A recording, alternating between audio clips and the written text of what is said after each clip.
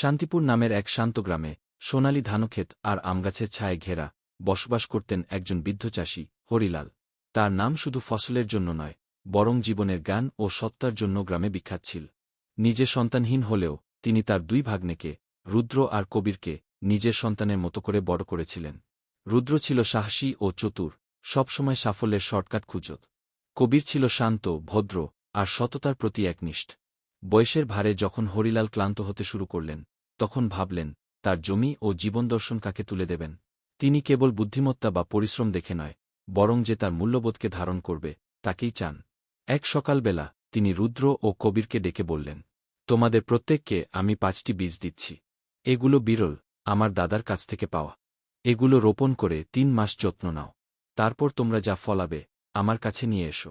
আমি ঠিক করব কে আমার জমির উত্তরাধিকারী হবে। রুদ্রের চোখে চমক, কবিরের মুখে দ্বিধতা। কবির ফিরে গিয়ে মাটিকে যত্ন সহকারে প্রস্তুত করল। পরম যত্নে বীজ রোপণ করল, প্রতিদিন পানি দিল, পোকামাকড় থেকে রক্ষা করল। কিন্তু কয়েক সপ্তাহ পার হলেও একটাও অঙ্কুরোদ্গম হল না। উদ্বিগ্ন কবির গোপনে হরিলালের কাছে গেল। হরিলাল শুধু বললেন, যেমন করছ তেমনই করো, সত্যের পথেই থেকো। কবির তার কথামতো চলতে লাগল। রুদ্র কিন্তু দ্রুত বুঝে গেল যে বীজগুলো অঙ্কুরিত হচ্ছে না।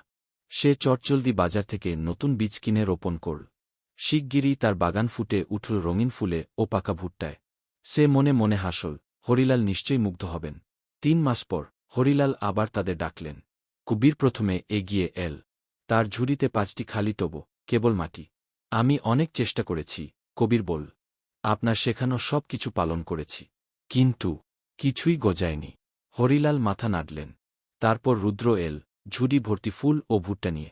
দেখুন, সে উল্লাসে বলল, এই বীজগুলো দারুণ। শুধু একটু অতিরিক্ত যত্নের দরকার ছিল। হরিলাল ধীরে ধীরে উঠে দাঁড়ালেন। তিনি কবিরের খালি টবের দিকে তাকিয়ে মৃদু হাসলেন। এরপর রুদ্রের পূর্ণ ঝুড়ির দিকে দুঃখভরে তাকালেন। রুদ্র, তিনি বললেন, আমি যে বীজগুলো দিয়েছিলাম সেগুলো সিদ্ধ করা ছিল। ওগুলো গজাবেই না। আমি দেখতে চেয়েছিলাম কে সত্যবাদী। রুদ্র স্তব্ধ, কবির চমকে গেল। আমি এমন উত্তরাধিকারী চাই না যে প্রকৃতিকে ফাঁকি দিয়ে জয়ী হতে চায়, হরিলাল বললেন।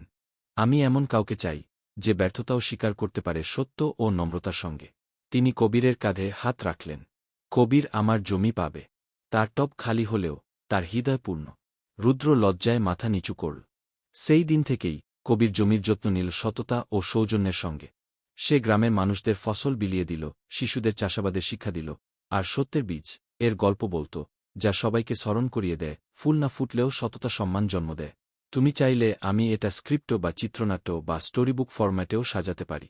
গল্পের এই বীজ থেকে আমরা আরও অনেক কিছু ফলাতে পারি।